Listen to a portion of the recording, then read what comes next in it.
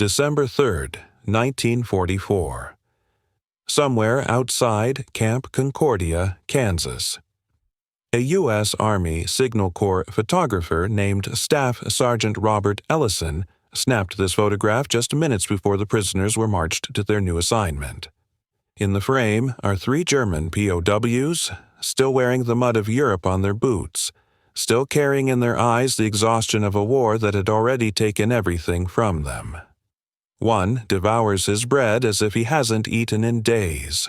Another stares straight into Ellison's lens, confused, tense, unsure whether this meal is mercy or the first step of something darker. Behind them, tents flap in the winter wind. A truck idles, waiting to take them somewhere they've never been. But what exactly are we looking at? Why were these men fed before being escorted away? What were they told would happen next? And why does the man in the middle look as if he doesn't know whether to trust the food in front of him, or fear it? Most of all, where were these POWs being taken on this cold December morning?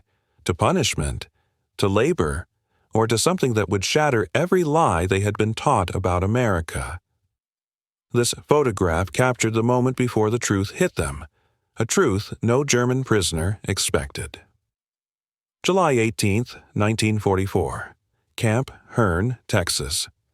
The photograph was taken at 6:47 a.m., when the sun was still low enough that its light came in soft and silver, washing the gravel yard in a thin haze. In that frozen black and white frame, a German prisoner stands at the front of the breakfast line, little more than bones under a uniform 2 sizes too big. His collar hangs loose around a neck sharpened by months of hunger. His cheekbones cut harsh angles beneath hollow eyes that haven't seen real food in weeks. His right hand, trembling uncontrollably, rests on the edge of a metal tray as he looks up at the American cook behind the counter. His lips part. The interpreter beside him leans forward. The man whispers. In broken English he barely remembers learning in school. "Can we have bread?" It should have been a simple request. Bread, the last comfort he knew before the war, swallowed him whole. Bread, the only thing he dared hope for. Bread, the one food he believed Americans might allow him. But the cook, a broad-shouldered Texan with sun-browned skin and a cotton apron stained from a lifetime of ranch kitchens, doesn't hand him bread. Instead, he reaches behind him and sets down a thick hamburger, its juices still glistening. Then, as if to confirm that this moment is real and not some cruel illusion, he adds a slice of steak still steaming, the aroma rising like a warm, impossible promise. The prisoner stares at it, his mouth slightly open, his jaw trembling. The camera shutter snaps, and history keeps breathing. For a man raised on propaganda, nothing in this moment made sense. He had been told America starved its captives, tortured them, humiliated them, not that it fed them like honored guests. He had been told American soldiers were weak, lazy, undisciplined, not towering, confident young men who stood like giants and served meals without fear. He had been told American society was collapsing behind its machinery, not humming with such abundance that even prisoners were given food richer than what German officers ate. He had been warned that surrender meant death. Instead, he was handed a hamburger. This was the shock that would shatter everything he thought he knew. While Germany was starving, America, his enemy, was feeding him like family. And it wasn't kindness born of pity. It was something deeper, embedded in the country's bones, a moral code that insisted even the enemy deserved dignity. But standing in that mess hall doorway, the prisoner couldn't understand any of that yet. All he understood was smell. The scent of seared beef hit him first, smoky, savory, thick with fat he hadn't tasted since 1942. Behind it drifted the smell of butter melting on toast, coffee bubbling in steel urns, and scrambled eggs cooked in cast-iron skillets by men who had grown up feeding ranch hands at dawn. The smells wrapped around him like a memory that didn't belong to him, tugging at a place inside his chest he didn't know was still alive. He felt dizzy. He hadn't eaten properly since leaving Normandy. Yesterday's ration had been a thin soup made of turnips and water. Now, in the enemy's camp, he was looking at more food than his entire squad had seen in a week. Around him, the line of German POWs stood silent. No one breathed too loudly. No one moved too quickly. Hunger had trained them to fear generosity. It was always a trap in the war they came from. But here, no guards shouting, no dogs, no rifles raised, just a cook flipping another steak with casual ease, as if feeding prisoners with American beef was the most ordinary thing in the world. It wasn't ordinary, not in 1944, not anywhere else on Earth, because America in 1944 was something the world had never seen before, a superpower rising not only in strength but in moral confidence. While Europe starved under bombs and blockades, America was producing enough food to feed itself, its allies, and its enemies. While German households rationed down to 200 calories a day, less for the elderly, far less for children, America's farms were overflowing. Wheat, beef, corn, milk, sugar, an avalanche of abundance from the Midwest fields and Texas ranches poured into military camps across the country. Factories like Ford, GM, Bethlehem Steel, Boeing, and North American Aviation were running at full force, their smokestacks painting the sky with victory. In 1944 alone, the United States produced 96,000 aircraft, more planes in a single year than Germany could dream of. American shipyards were launching a Liberty ship every 3 days. Trucks, tanks, uniforms, artillery, field kitchens, everything rolled off assembly lines in quantities that made German intelligence. Officers wonder if the numbers were fake, but it was the food that stunned captured Germans the most. American POW camps provided 3,200 and 4,000 calories per day. More than American civilians. More than many American soldiers. And incomprehensibly, more than what Germans back home ate. The prisoners did not yet know this, but the Americans feeding them did. Because this abundance wasn't just logistics, it was identity.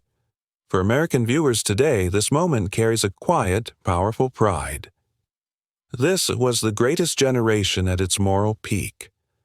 A nation strong enough to conquer enemies, yet kind enough to feed them. A nation so confident in its values that it treated even captured soldiers with humanity. The prisoner in the photograph doesn't know any of this. All he knows is that the enemy he feared is offering him steak. Why? Why give comfort to someone who only weeks earlier had tried to kill American sons? Why offer warmth and dignity to men raised on hatred? Why serve hamburger and steak to prisoners when American families were themselves rationing meat? Why choose mercy in a world drowning in cruelty? And the most unsettling question of all, what if everything he had believed about America was wrong? He lifts the hamburger with both hands as if it might dissolve. His breath shakes. His eyes blur. He tastes meat, salt, fat, life. He does not yet know it, but this is the moment everything breaks open. This is the moment he begins to understand the truth he will one day write in his diary. Germany taught me to fear the Americans. America taught me to be human again. The shock has struck. Now comes the fear, and with it, the unraveling of a world built on lies. On the day Klaus Hartmann was drafted into the Wehrmacht, a captain stood before his unit with the certainty of a priest delivering scripture. The Americans, he said, were animals. They tortured prisoners for sport. They starved captives in desert pits. They mutilated anyone who resisted. America, he declared, was a mongrel nation collapsing under its own decadence, too weak, too chaotic, too morally rotten to stand toe-to-toe with Germany's disciplined might. For you, the captain warned, pacing before rows of young recruits, surrender is not an option. Americans do not take prisoners. They kill them. The words settled deep into Klaus's bones. He was 19, young enough to believe authority, old enough to feel fear. Posters hung across barracks reinforced the message. American soldiers as hunched, ape-like creatures. American cities as dens of criminals. American industry as a rusted relic. In training camps, sergeants repeated the mantra until it replaced independent thought. Americans torture prisoners. Americans starve captives. America's collapsing morally and economically. Surrender equals death. Later, in Tunisia, then Italy, then finally Normandy, the same warnings echoed through dugouts and bunkers. They were whispered during nighttime watches. They were murmured to the wounded as if they were gospel. When rations shrank to crusts of bread mixed with sawdust, officers claimed it was because American bombers destroyed supply lines. Proof, they insisted, that America was desperate enough to resort to barbarism. So, when Klaus was captured outside Caen, half conscious from blood loss and exhaustion, he braced for the shot he believed would end him. Instead, an American medic knelt beside him, pressed a canteen to his lips, and asked, "You hurt bad, kid?" It made no sense, and confusion, he learned, is just another kind of fear. The journey to America only sharpened that fear. They were herded onto trucks, their wrists bound loosely, not tight enough to hurt, but tight enough to remind them they were no longer soldiers. From the trucks, they were moved to a beachhead where a Liberty ship waited like a floating steel prison. Around them, rumors swirled. "They will use us as slaves in factories," someone whispered. "No," another insisted. "They will throw us into copper mines until we die." A third voice, quieter. "Americans don't take prisoners. They will kill us once we are far from Europe." The ship smelled of diesel, rust, sweat, and fear. The prisoners were quartered deep below deck, in a dark hold lit by a handful of weak bulbs that flickered whenever the engine surged. For 3 weeks the ocean groaned around them, men retching from seasickness and panic. Every clang of machinery, every shudder of the hull, felt like a prelude to something terrible. Klaus barely slept. When he did, he dreamed of drowning in black water, his hands reaching for the surface while faceless Americans held him down. Meals were ladled from metal buckets, thick, bland stew and soft bread. Some prisoners refused to eat, convinced the food was drugged. Klaus forced himself to swallow every bite. Hunger was a stronger enemy than fear, and he had been starving long before surrender. One night, as the sea raged and the ship rocked violently, a man 2 bunks over began to sob and whisper prayers. "We are going to die," he said, rocking back and forth. "They will sink us and tell the world we tried to escape." No one contradicted him. In darkness, propaganda becomes truth. When the ship finally slowed, the hold filled with whispers, some relieved, some terrified. No one knew what awaited them on the other side of the steel walls.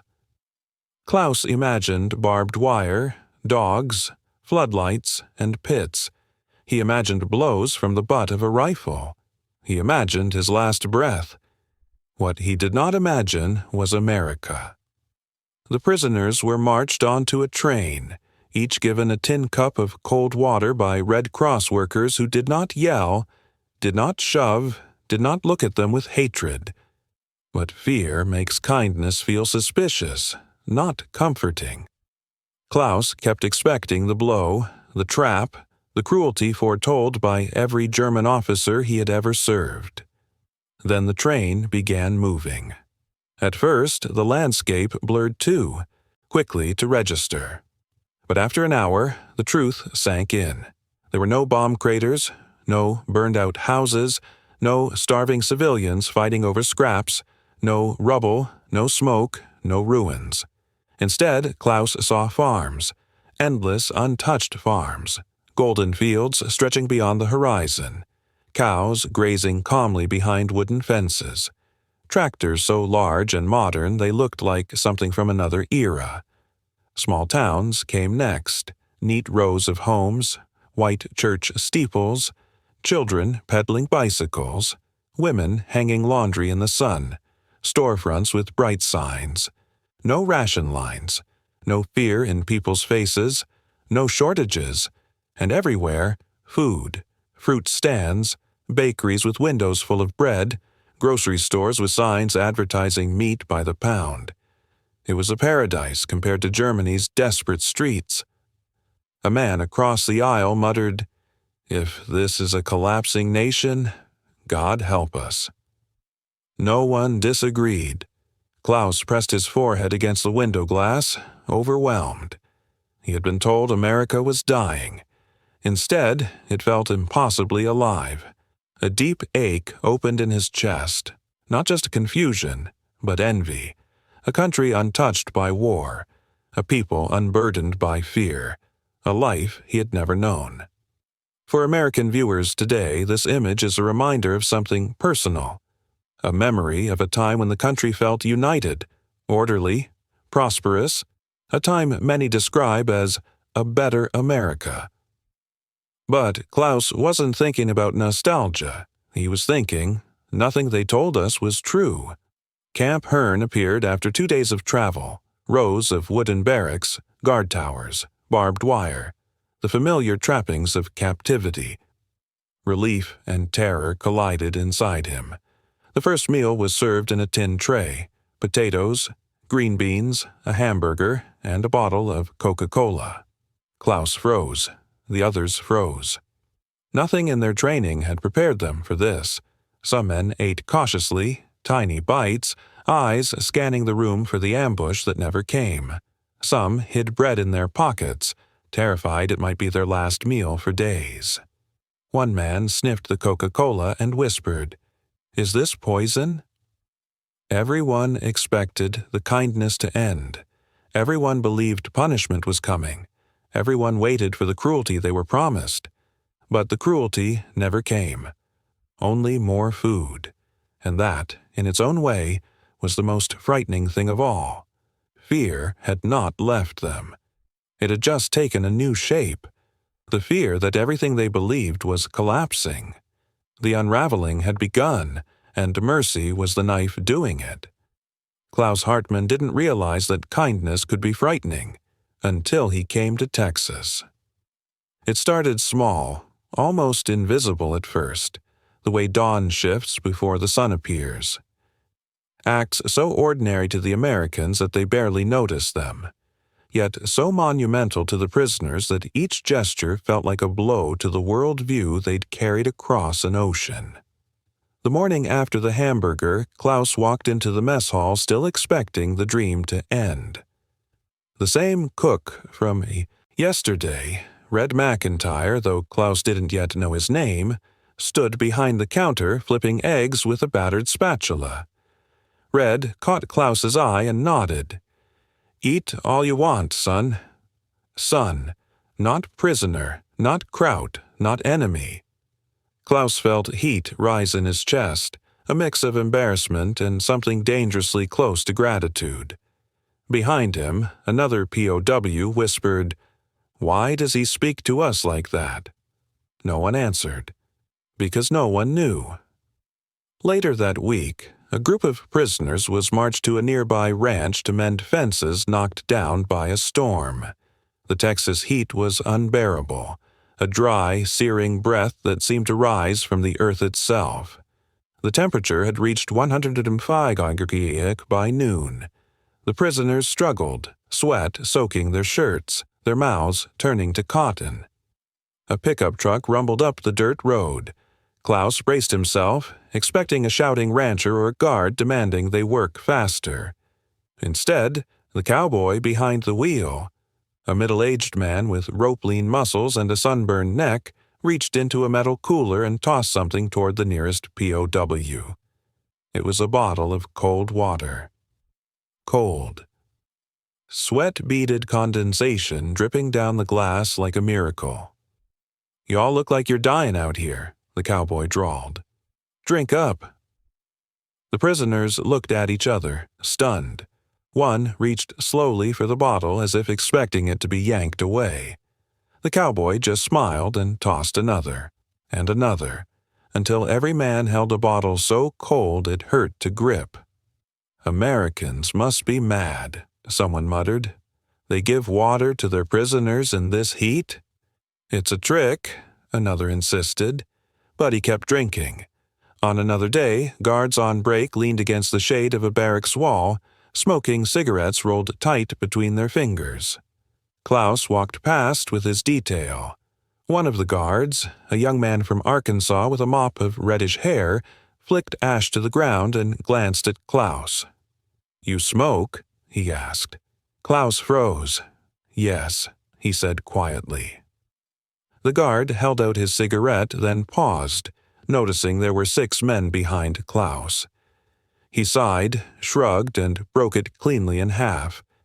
Then he split the half again and again, until each prisoner held a scrap of tobacco wrapped in paper. "Better'n nothing," the guard said. The prisoners stared at the slivers of cigarettes in their hands as if they were gold. They had smoked last in France. It felt like receiving a stolen piece of civilian life, a fragment of normalcy, handed over without malice. That night, in the barracks, Klaus caught himself humming. He stopped, startled by the sound. He had nearly forgotten what it felt like to feel human. Sometimes the kindness came in unexpected forms.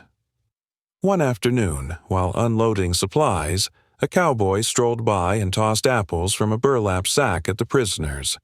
Green, shiny apples, fruit that no German soldier had tasted in months. "Y'all eat these," the cowboy said. "Plenty more where that came from. Plenty more." The phrase lodged in Klaus's mind. Germany had not known plenty in years. A younger POW bit into an apple and inhaled sharply. "It tastes like childhood," he whispered. For the cowboys, these gestures were nothing. For the prisoners, they were earthquakes.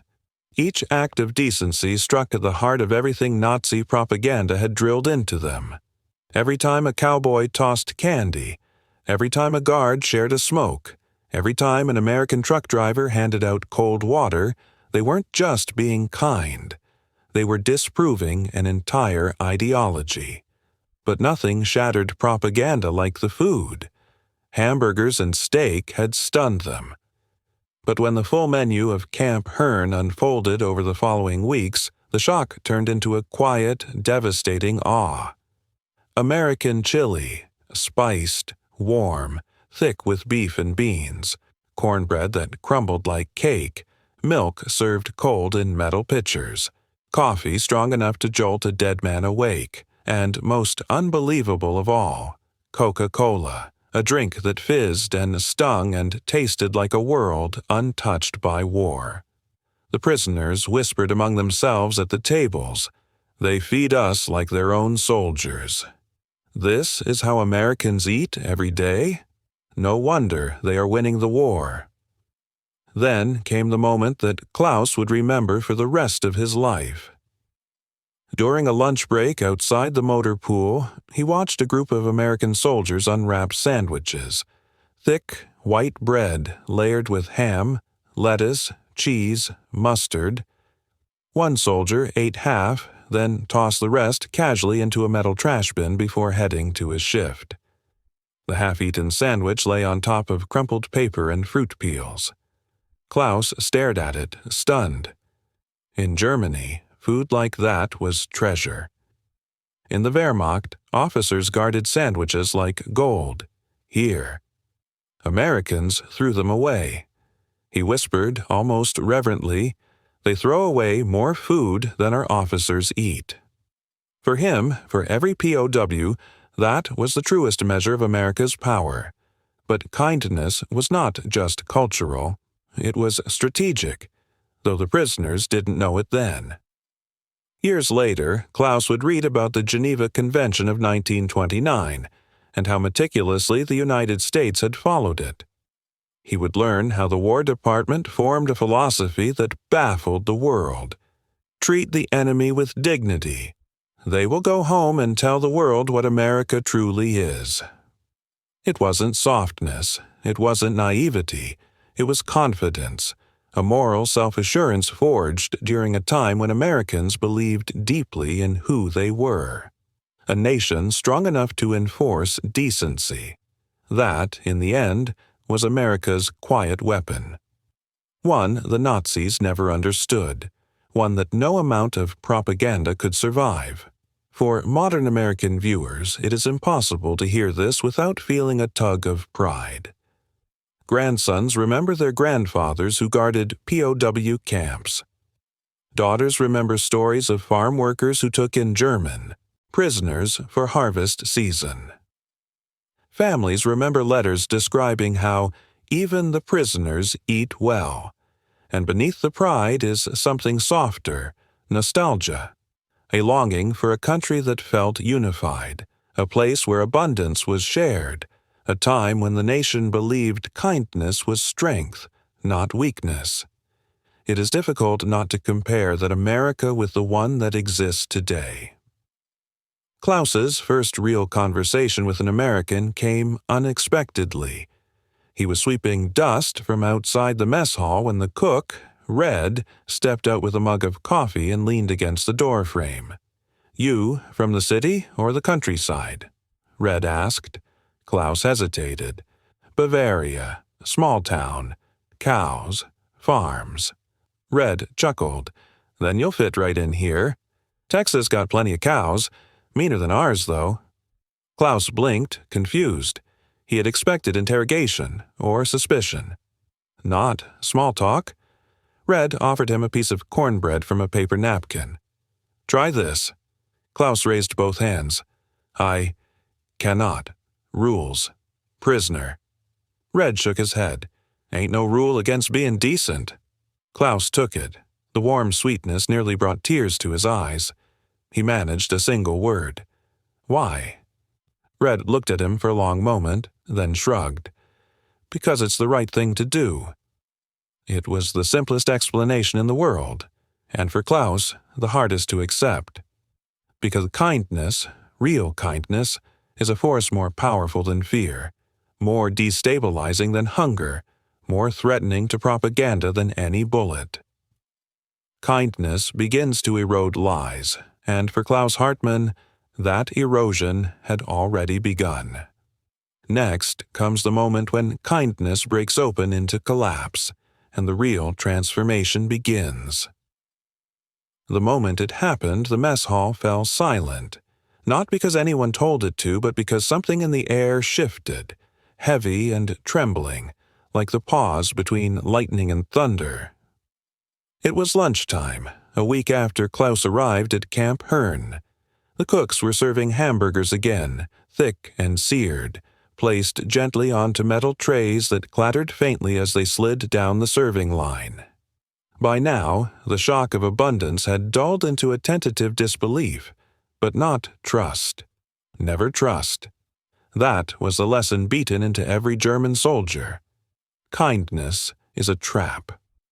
Klaus stepped forward when his turn came. Red McIntyre slid a hamburger onto the tray, a perfect circle of sizzling meat tucked inside a fresh bun. A second later, he added a scoop of beans and a wedge of cornbread. The smell hit Klaus first. Warm bread, charred meat, sweetness from the corn. His knees went weak. A week earlier, he had been scrounging for scraps in Normandy, eating raw turnips dug out of ruined fields. Now he was being handed a meal better than what German officers ate in France. He tried to steady his hand, but the tray shook violently. Red noticed. "You all right, kid?" Klaus didn't answer. He stared at the hamburger, unable to breathe. A memory cracked open. Inside him, a kitchen in Bavaria, a warm stove, his mother humming as she kneaded dough, the smell of roasting meat on Sundays. It felt like a life that belonged to someone else. His vision blurred. "Why?" he whispered, voice breaking. "Why you give us this?" Red blinked. The room behind him slowed, the sizzle of grills softening into background static. "What do you mean?" Red asked gently. Klaus swallowed, hard, his throat tightening. "We are prisoners, enemies. Why, this." His fingers curled around the edge of the tray as if holding on to the question itself. Red's answer came slowly, filled with a kind of weary sincerity that disarmed Klaus more than any weapon ever could. "Because you're human," Red said. "Because you're hungry. Because it's the right thing." Klaus shook his head, tears spilling faster now, tracking through dust on his cheeks. "In Germany, we are told, Americans torture prisoners." Red let out a breath, almost a sigh. "Well, kid, they told you wrong." The tray slipped. The hamburger slid, bounced once on the floor. Klaus dropped to his knees, not to pick it up, but because his legs would no longer hold him. And then he finally broke. Not quietly, not modestly, but with the full weight of starvation and shame and disbelief crashing through him. He covered his face with both hands and sobbed, not because he was hungry, not because he was grateful, but because the enemy had shown him mercy he had never known from his own leaders. Around him, guards froze. Prisoners stood in line, heads turning, eyes wide. Silence thickened. Klaus wasn't the only one who broke that week. 2 days later, during dinner, a former artilleryman named Weber took his first bite of steak, thick, juicy, pink in the middle, and sank to his knees as if someone had struck him. He cradled the meat in his hands like it was a relic. And then he wept, body shaking uncontrollably. "It tastes like my father's cooking," he whispered to no one. "Before the war. Before everything." Another prisoner, young and gaunt, had his first Coca-Cola. He lifted the glass bottle cautiously, sniffing it like it might explode. When the carbonation fizzed on his tongue, he jerked back in shock, then burst into tears. A grown man, hardened by war, crying because something tasted sweet for the first time in years. One prisoner approached a guard timidly, his voice barely audible. Can I have more?" The guard smiled. "Of course you can. Hell, take 2. The POW shook his head, confused. "Not because I am hungry," he clarified. "Because I want to know, if it is allowed." Allowed. The word stung. Allowed to eat, allowed to be treated like a human being, allowed to exist without fear for just one meal. That was the devastation American kindness caused. Not physical pain, but the collapse of everything these men believed about the world. One night, Klaus sat outside the barracks, the warm Texas air brushing against his face. The sky was purple with dusk, cicadas buzzing in the fields beyond the wire. He hugged his knees, staring at the ground. A guard approached, not with a rifle raised, not with orders barked, but calmly, like one neighbor approaching another. "You mind if I sit?" the guard asked. Klaus shook his head. The guard, a young man named Wilson, settled onto the step beside him. "You had a rough day," Wilson said. Klaus didn't respond. "You know," Wilson continued, "most of us don't hate y'all. We hate the war. Big difference." Klaus let out a shaky breath. "In Germany, we are told Americans hate us. All of us." Wilson shrugged. Hell, I barely know y'all, but I can tell when a man needs a meal or needs a hand. That's enough for me." Klaus turned, searching Wilson's face for deceit. He found none. "Your country," Klaus said slowly, voice cracking, "treats prisoners better than mine, treats its own soldiers." Wilson nodded, eyes soft. "That's the point, ain't it?" Klaus looked down. He felt something foreign tugging at his chest. Something like shame. Something like gratitude. Something like rebirth. Later, lying in his bunk, Klaus replayed the day in his mind. The hamburger, the cook's gentle voice, the guard sharing half a cigarette, the cowboy tossing apples, the cold water in the scorching heat, the steak that made Weber cry, the Coke bottle cracking open years of hunger, the guard who sat with him simply because he was hurting. It was too much, too big, too kind. And in the dark, Klaus whispered to himself the truth he feared to admit. The enemy treats us better than our own country ever did. It was not a betrayal, it was an awakening, because cruelty had not broken him, bombs had not broken him, orders, hunger, humiliation, none of it had broken him. But kindness did. America didn't break him with force. America broke him with mercy. And for the first time since the war began, Klaus felt something stir inside him. A small, fragile realization that the world might be far bigger, far kinder, far more complicated than the lines drawn by uniforms and flags. The propaganda was dying. The fear was fading. And in its place a new question began to form. If this is how the enemy treats me, what else have I been wrong about? The collapse was complete. Now comes the transformation. The first time Klaus climbed onto a horse, the animal looked back at him with an expression somewhere between boredom and judgment, as if it already knew he had no idea what he was doing. The cowboy, leading the lesson, a tall man named Earl with a sunburned neck and a rope coiled loosely over his shoulder, slapped the horse's flank and grinned. "Don't worry," Earl said. "She's gentler than she looks. You fall off, we'll dust you off and try again." Klaus swallowed hard. Horses in Bavaria were nothing like Texas horses. These animals were taller, broader, quicker, and had faces that seemed carved from stone. Still, he swung his leg over and settled awkwardly into the saddle. The others watched from behind the fence, snickering quietly. Earl clicked his tongue, and the horse began to walk. Klaus tightened his grip until his knuckles whitened. Earl laughed.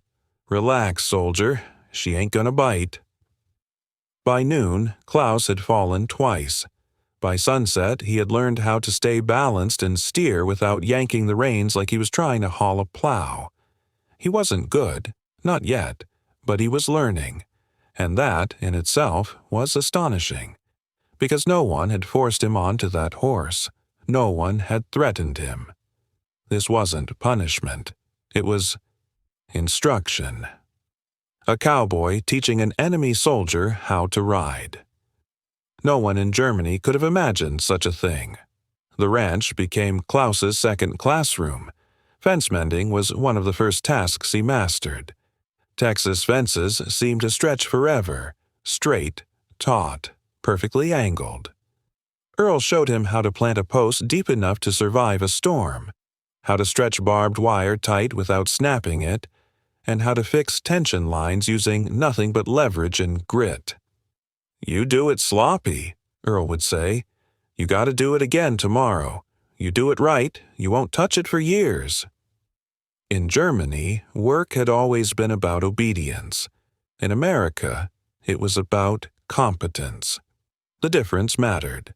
By the end of the month, Klaus could raise a fence line, herd cattle with the others, sort tools in the shed, and even, hesitantly, drink root beer from a frosty bottle Earl handed him one scorching afternoon. "Tasting strange," Klaus murmured, studying the fizzing brown liquid. "That's 'cause it ain't beer," Earl said. Drink it anyway. Welcome to America." Klaus took a sip. It was sweet, almost aggressively so, tingling on his tongue. He felt like a child tasting something forbidden. But nothing shocked him more than American machines. The first time he saw a combine harvester roll across a Texas field, his jaw went slack. The machine was huge, loud, relentless, devouring rows of wheat in a single pass like some mechanical beast. It didn't sputter. It didn't stall. It didn't leak oil or belch smoke like the aging tractors he'd known in Germany. It just worked, all day, without complaint. "This country," Klaus whispered, "is another planet." Later, when he learned that one American farmer could own 300, even 500 head of cattle, he nearly laughed. In Bavaria, a prosperous farm had 20 cows, maybe 30. Here, cattle herds looked like oceans. "How do you feed them all?" he asked Earl. Earl shrugged. "Land's big, grass grows, we work hard." Klaus stared across the sprawling pasture, the horizon so wide it felt like the world had opened. Germany felt small by comparison. Small in land, small in resources, small in confidence. Here, everything was abundance. Over time, the real transformation began. Not in the fields, not in the mess hall, but in the quiet, ordinary moments between people. One evening, while repairing a gate hinge, Earl asked, "You got family?" Klaus hesitated, then nodded. "A mother. Younger sister. Bavaria." Earl leaned on the fence. "Mine's in Oklahoma. Folks run a small farm. Mama's meaner than a bull with a cactus stuck in its tail, but she makes the best peach pie in the county." Klaus smiled despite himself. "My mother, she baked apple cake before the war." "War ruins everything," Earl said softly. There was no accusation in his voice, just tired truth. On Sundays, some ranch families invited POWs to dinner, an arrangement approved by the camp because it filled desperate labor shortages. When Klaus was selected to help at the Harrison Ranch, he expected tension or awkwardness. What he did not expect was warmth. He sat at a wooden table while Mrs. Harrison ladled mashed potatoes onto his plate. Roast chicken filled the kitchen with butter and herbs. Fresh corn steamed in a blue ceramic bowl. "Eat, honey," she said. "You're all skin and bones." Klaus nearly choked. Honey. She had called him honey. At the table, the Harrison children stared at him openly. "Say something in German," one of them piped up. Klaus blinked. "Like what?" "Anything." He cleared his throat. "Guten Abend." The children gasped as if he'd performed magic. "That means good evening," Mrs. Harrison explained. The smallest child whispered, "Say more." Klaus said a few simple phrases. The children giggled. They tried repeating them, tripping over the unfamiliar consonants. For a moment, the war felt very far away. When the evening ended, Mrs. Harrison handed Klaus a napkin-wrapped bundle. "For later," she said. Inside were cookies, fresh ones. No one in Germany had seen such generosity in years. Back at camp, guards began sharing stories, photographs, even jokes. One afternoon, Wilson, now a familiar face, sat on an overturned bucket and pulled a photograph from his wallet. He handed it to Klaus. "My girl," Wilson said proudly. "She Please, writes sir, every if week." you have any more. Klaus studied the picture. A smiling young woman, a clean dress, hands folded neatly in her lap. She looked like stability, like the life Germany had lost long ago. "You have someone?" Wilson asked. Klaus shook his head. "No, war took too much time." Wilson nodded soberly. "War does that." Sometimes guards and POWs talked about their fathers' professions, their favorite foods growing up, their dreams before everything became uniforms and orders. They didn't talk politics. They didn't talk ideology. They talked like men discovering they hadn't needed to be enemies at all. One evening, a guard brought an old guitar to the yard and strummed a simple tune. The melody drifted across the barracks, soft and warm. Without planning to, Klaus hummed along. A few prisoners began to sing. Quiet German folk songs at first. Then someone started humming an American melody they'd heard on the mess hall radio. It wove awkwardly with the German one, forming a strange, beautiful harmony that made even the guards smile. Music didn't care about uniforms. In the camp library, stocked with donated books, Klaus discovered a worn English grammar guide. He ran his fingers over the pages, tracing words he barely understood. One of the camp teachers, a volunteer who came twice a week, noticed him studying. "You want help?" she asked. "Yes," Klaus said. "Please." His English grew day by day. Simple phrases first, then sentences, then conversations. Learning a language felt like grabbing onto pieces of a new life.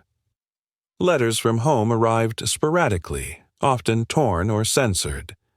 Klaus received one from his mother in late autumn. Her handwriting trembled, lines uneven. She wrote of rationing, of cold winters, of fear. But she also wrote something else. "If you are alive, and they are treating you with dignity, then the Americans must have good hearts." He read the line twice, then again, then folded the letter carefully and placed it under his pillow. For American viewers today, this part of the story hits deeper than the meals or the machinery. It touches a place of memory, of grandparents who worked the land, who cooked Sunday dinners, who believed in fixing what was broken and feeding those who were hungry. It reminds them of an America that felt whole, an America that believed generosity was strength, an America confident enough to treat its enemies like neighbors. For Klaus, life in America did something he never expected. It showed him a version of himself he thought the war had destroyed. He was learning again, laughing again, eating again, living again, and with each passing day, the fear shrank. The propaganda faded, and a quiet understanding took its place. The enemy had become human, and so had he. What came next was not just understanding, it was awakening. Klaus had never kept a diary before coming to America. It was dangerous in Germany. Dangerous to doubt, dangerous to question, dangerous to think. One wrong word on paper could land a man in prison or worse. So he kept his thoughts buried deep, hidden behind discipline and silence. But in Texas, he found himself reaching for paper, at first just to practice English, then because his thoughts were too heavy to carry alone. One cold evening in late November, he sat on his bunk, wrapped in a wool blanket, and began writing by the dim yellow glow of a lantern. November the 27th, 1944. Camp Hearn, Texas. We were taught America is weak, but here even prisoners live better than German civilians. He paused, letting the truth settle onto the page. We were taught Americans have no discipline, but every day I work with cowboys and farmers whose hands are steady, whose minds are sharp, whose work never stops. We were taught Americans are immoral, but they give us bread without fear. They share cigarettes, water, music. They trusted me with horses. He thought of Earl, handing him the reins and saying, "She won't throw you unless you deserve it." He smiled at the memory. Then his expression darkened. I do not know who the enemy is anymore. The country that raised me starves its own people. The country that captured me feeds me more than I ever imagined. He stopped again. His hand trembled slightly. Who is truly the enemy? He closed the diary, but the question lingered long after the ink dried. Winter in Texas was nothing like winter in Bavaria. Cold, yes, but not the bitter, bone-deep cold of the Alps. Instead, mornings came with crisp air that smelled faintly of cedar and dust. Frost clung to fence rails. By afternoon, the sun warmed the earth enough for steam to rise from the fields in thin wisps. Life in the camp slowed a little. Work crews wrapped scarves around their faces. Guards wore heavier coats. The mess hall served hot stew instead of chili. And yet, even in the slower, colder days, Klaus's mind raced. Everywhere he looked, the contrast between America and Germany sharpened like a blade. America, in 1944, was a nation humming with purpose. Factories ran day and night. Ford, Boeing, General Motors, Douglas Aircraft, Bethlehem Steel. Train yards buzzed with movement. Highways filled with trucks carrying food, fuel, ammunition, and people. Posters urged Americans to buy war bonds, grow victory gardens, ration carefully, work harder, give more. But underneath the industry was something else. Unity. A quiet, unspoken belief that everyone, from the richest banker to the poorest farmer, was rowing the same boat toward victory. Klaus saw it everywhere. In the way guards shared their lunches without thinking. In the Sunday gatherings where families prayed for sons overseas. In the steady confidence that radiated from every American he met. America in 1944 was rich in land, rich in industry, rich in spirit. Germany in 1944 was starving, not just for food, but for hope. Cities reduced to rubble. Children begging in the streets. Families boiling shoe leather for soup. Civilians receiving ration cards worth barely 1,000 calories a day. Propaganda blaring louder as the truth grew impossible to hide. And yet, even with the country collapsing, Berlin kept demanding more from the people. More sacrifices, more obedience, more lies. Klaus knew this not because the Americans told him. They rarely spoke of politics, but because letters from home revealed it. "We have no potatoes this winter," his mother wrote. "Your sister is thin. I worry for her. They say victory is near, but the bombs fall every night."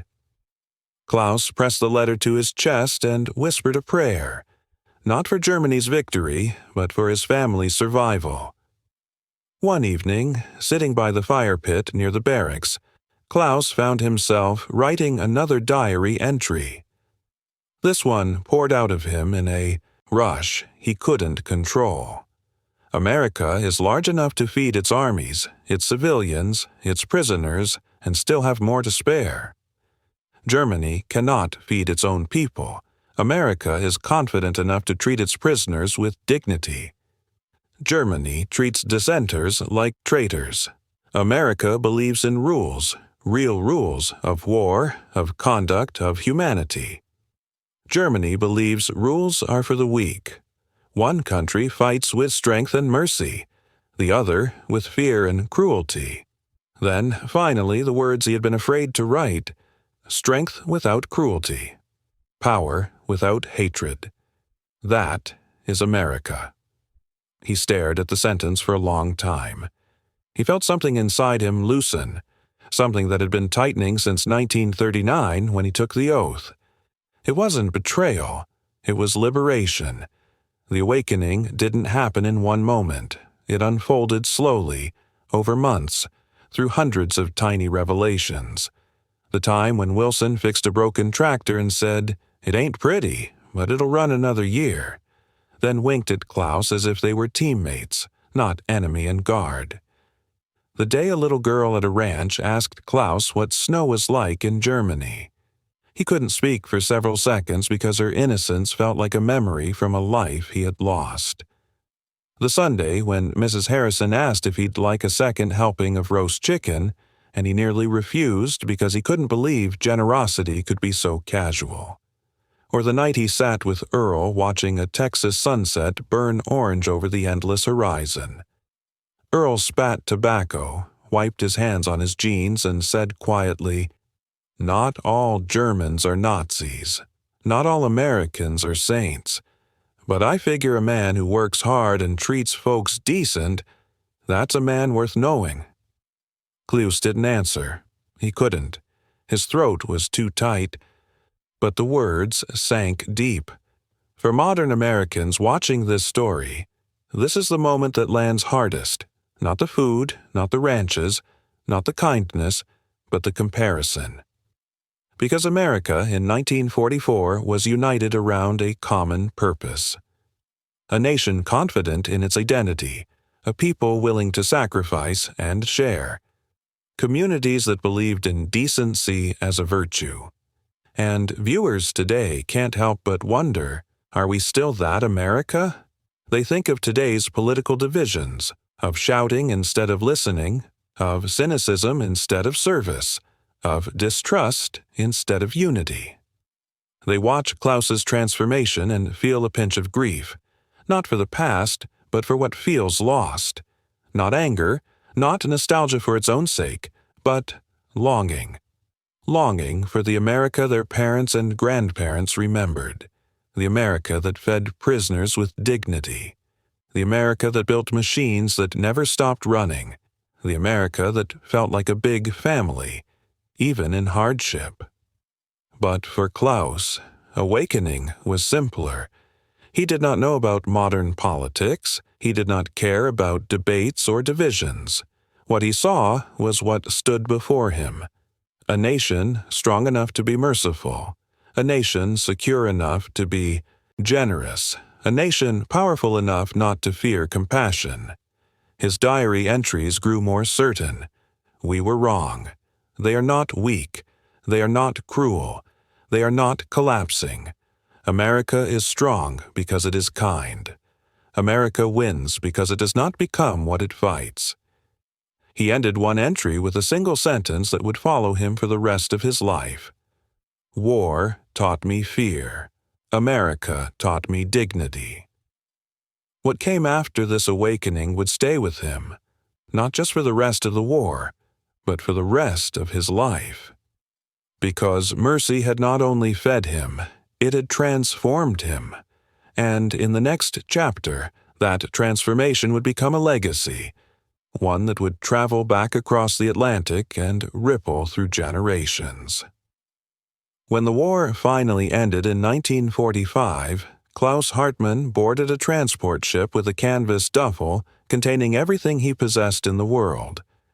It wasn't much, certainly not enough to rebuild a life, but each item carried the weight of a story he would retell for decades.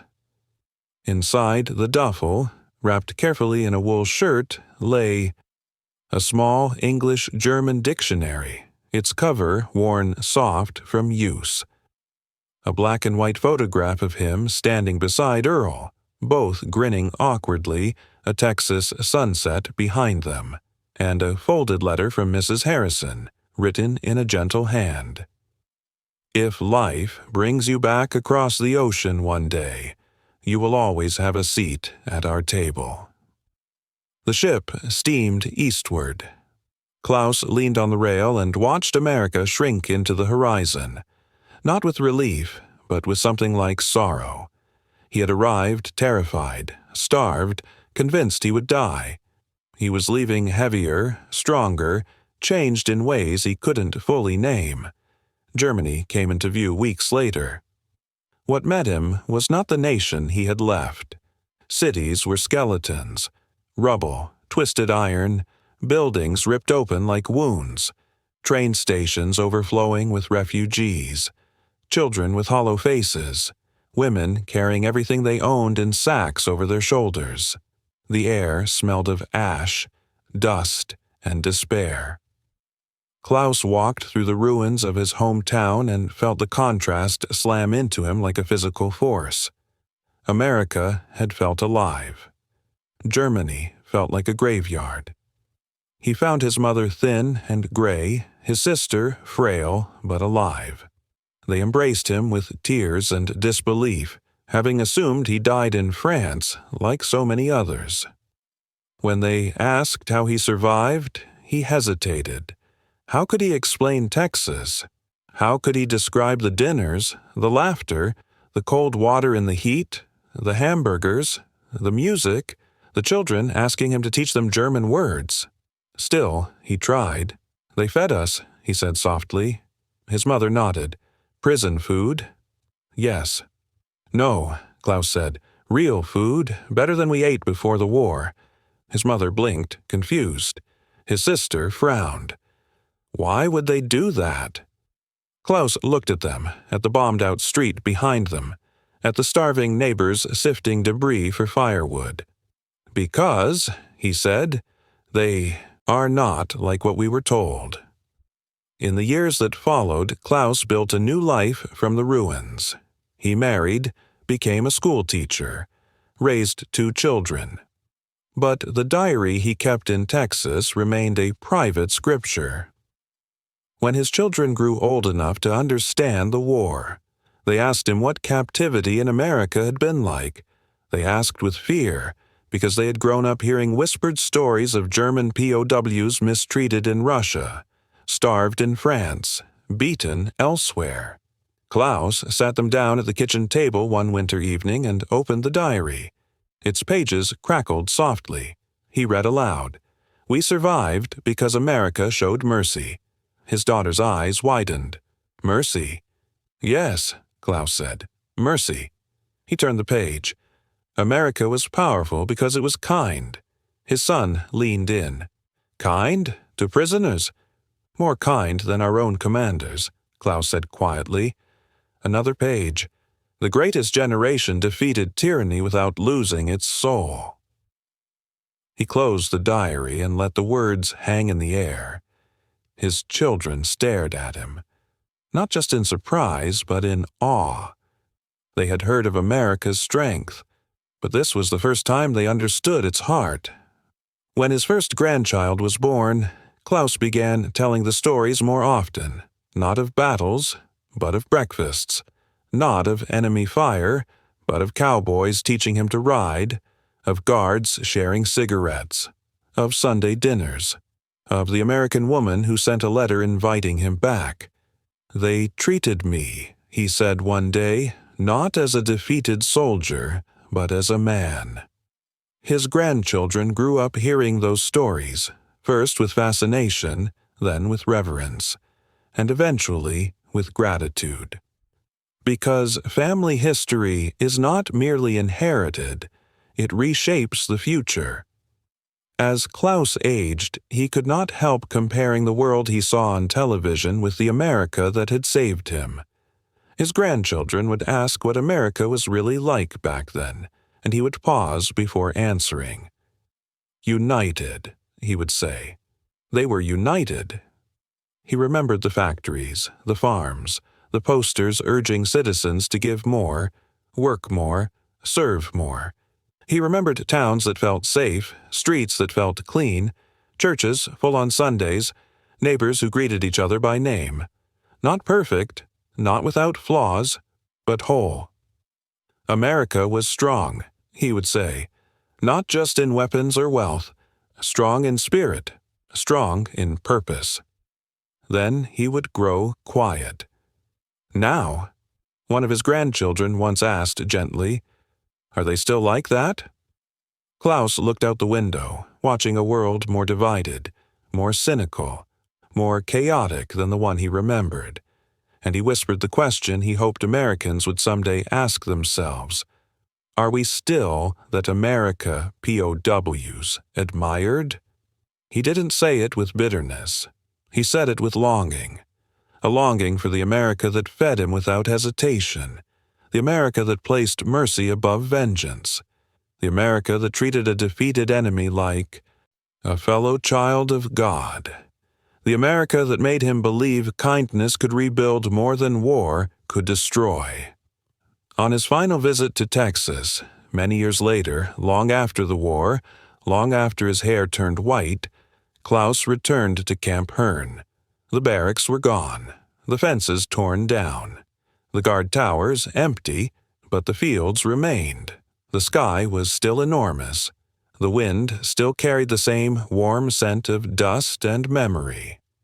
He carried with him a bouquet of wildflowers and placed them at the foot of the historical marker where the camp once stood. Then he whispered, "Thank you." Not to a building, not to an institution, but to a country that had, in the darkest days of his life, shown him a version of humanity he had never imagined. Before leaving Texas for the last time, he wrote a final entry in his diary. America did not just feed our bodies. America fed our humanity. In a world destroyed by hatred, America chose mercy, and that choice saved us. For modern American viewers, these words echo across the years with a weight that is impossible to ignore. Because this story is not just about a German POW. It is about who the United States chose to be when the world was watching, and who it might choose to become again. It is about the greatest generation, whose strength was not only in factories and armies, but in moral courage, in decency, in kindness. It is about the country that fed its enemies when it didn't have to, the nation that believed character mattered more than hatred. The America families today remember with pride, with longing, with tears. And for the descendants of German POWs, those who still leave comments on videos, who still write letters saying, "Thank you, America," this story remains a testament. Their grandfathers lived because America showed mercy. Their families exist because America chose humanity over vengeance. Their legacy is intertwined with the kindness of strangers in a faraway land.